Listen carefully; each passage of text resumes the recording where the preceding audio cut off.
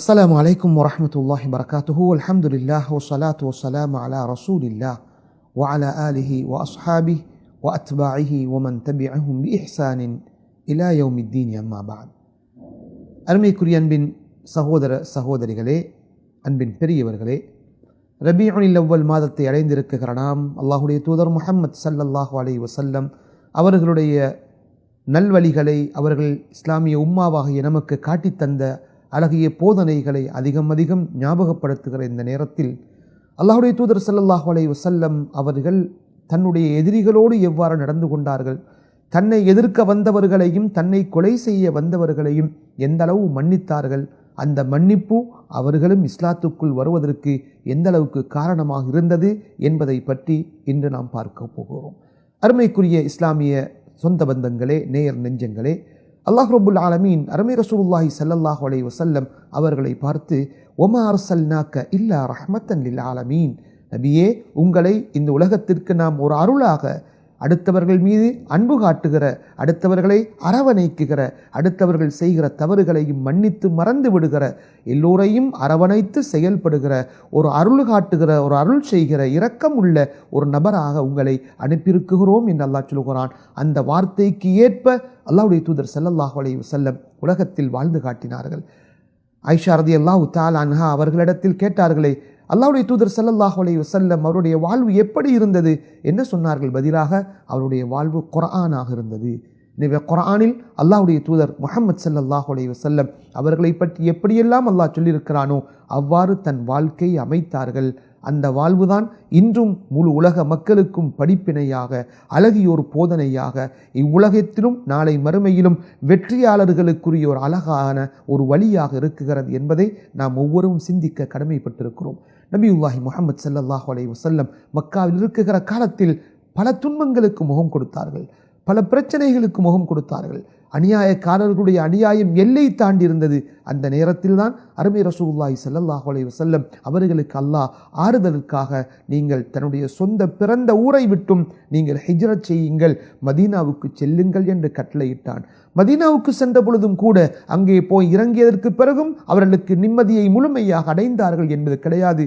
மதீனாவில் இருந்தவர்களும் மதீனாவில் வாழ்ந்த ஹபீப் ஸல்லல்லாஹு அலைஹி வஸல்லம் அவர்களும் அவர்களை ஏற்றுக்கொண்ட அந்த சஹாபாக்களும் அவர்களும் அங்கேயும் பல பிரச்சனைகளுக்கு முகம் கொடுத்தார்கள், பல எதிரிகளுடைய எதிர்ப்புகளுக்கு முகம் கொடுத்தார்கள். பல்வகையான பிரச்சனைகள், பல்வகையான பல்வேறுபட்ட விதத்தில் அந்த பிரச்சனைகள் ஏற்பட்டது என்பதையெல்லாம் மதீனாவுடைய சரித்திரத்திலும் பார்க்கிறோம்.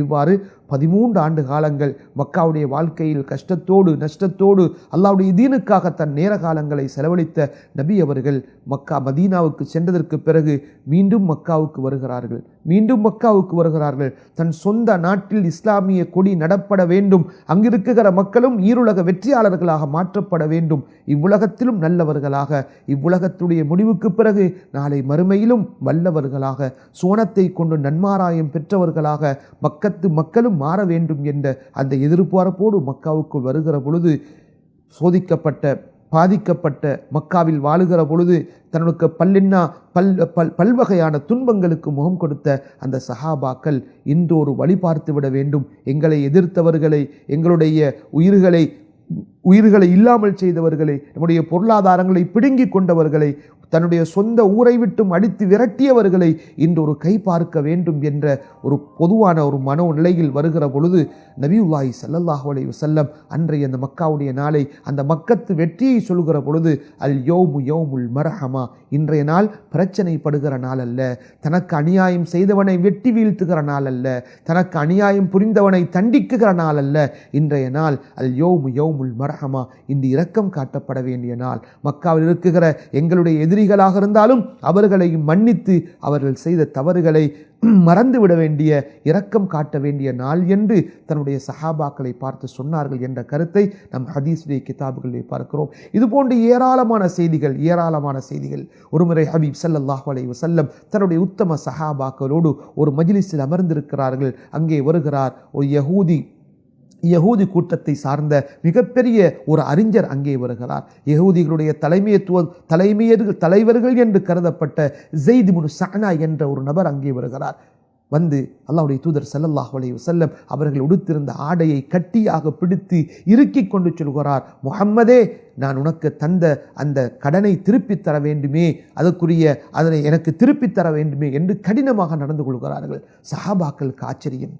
அந்த கூட்டத்தில் இருந்த அந்த சஹாபாக்களுடைய மஜ்லிஸில் இருந்த உமர் இப்னுல் கத்தாப் ரலியல்லாஹு தஆலா அவர்கள் மிகவும் கோபமடைகிறார்கள். அல்லாஹ்வின் தூதர், அல்லாஹ்வுடைய நபி, நம்முடைய தலைவர் முஹம்மது ஸல்லல்லாஹு அலைஹி வஸல்லம் அவர்களோடு அவர்கள் கடன் வாங்கியிருந்தாலும் கூட இப்படியா நடந்து கொள்வது, அதுவும் ஒரு சமூகத்தின் தலைவன் இப்படியா செயல்படுவது என்று மிகவும் கோபமடைந்தார்கள்.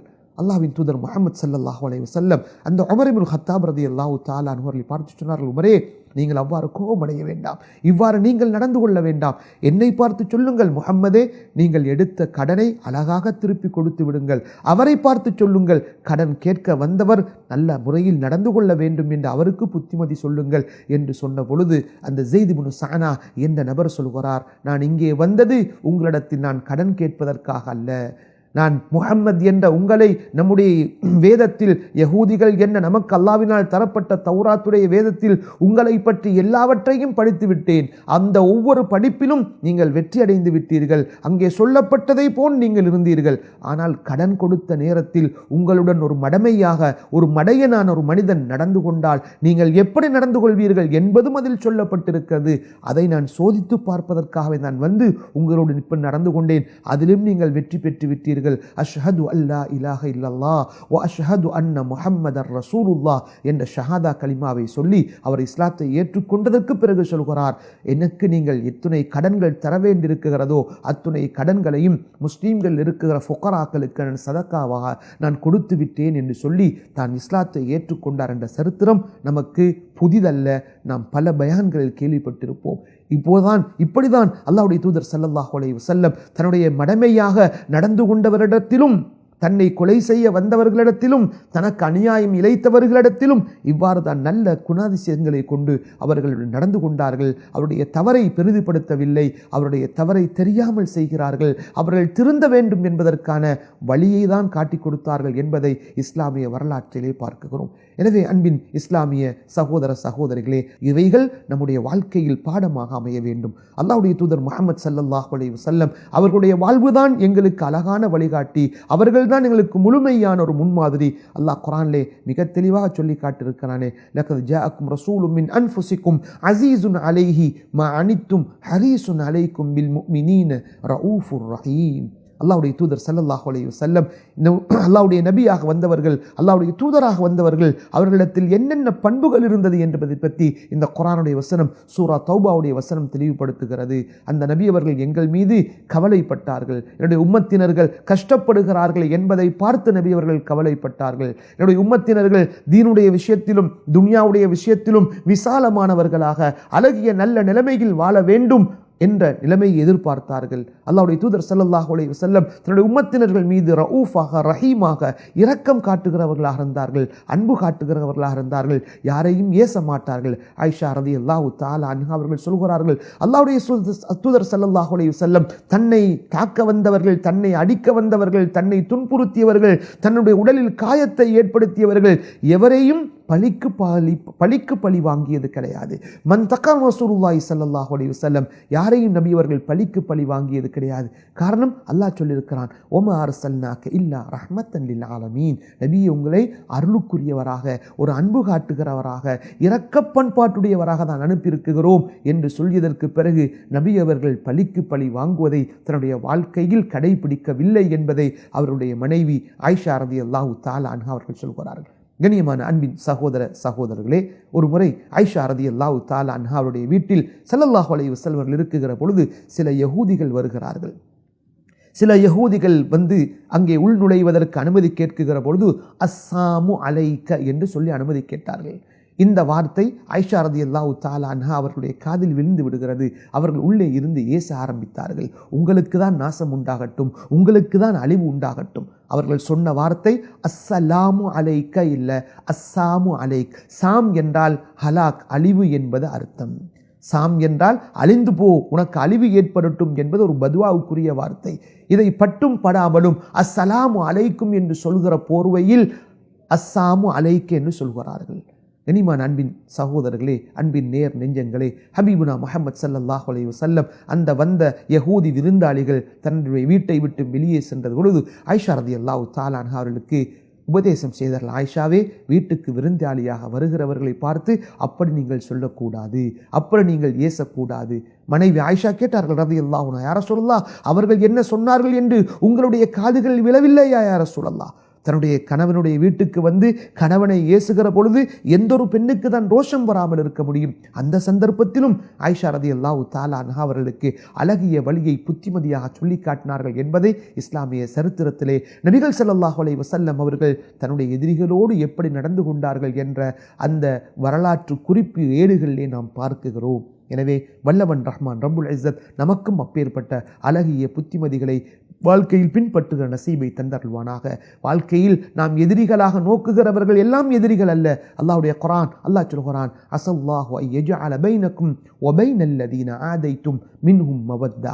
நீங்கள் யாரை எதிரிகளாக கருதுகிறீர்களோ அப்பேற்பட்ட எதிரிகளுக்கும் உங்களுக்கு மத்தியில் அல்லாஹ் ஒரு இணக்கத்தை, ஒரு நெருக்கத்தை, ஒரு அன்பை ஏற்படுத்துவதற்கு அல்லாஹ் போதுமானவன் என்றும் அல்லாஹ் குர்ஆனிலே சொல்லியிருக்கிறான். எனவே எதிரியை எதிரியாக பார்ப்பதை விட்டுவிட்டு அந்த எதிரியையும் இஸ்லாமிய நண்பனாக எவ்வாறு நாம் மாற்றுவது என்ற கோணத்தில் நாம் சிந்திப்போம். வல்ல ரஹ்மான் ரப்புல் இஸ்ஸத் தபாரக வ தஆலா அப்பேற்பட்ட விசாலமான எண்ணங்களையும் உள்ளங்களையும் நம் அனைவருக்கும் தந்தருள்வானாக.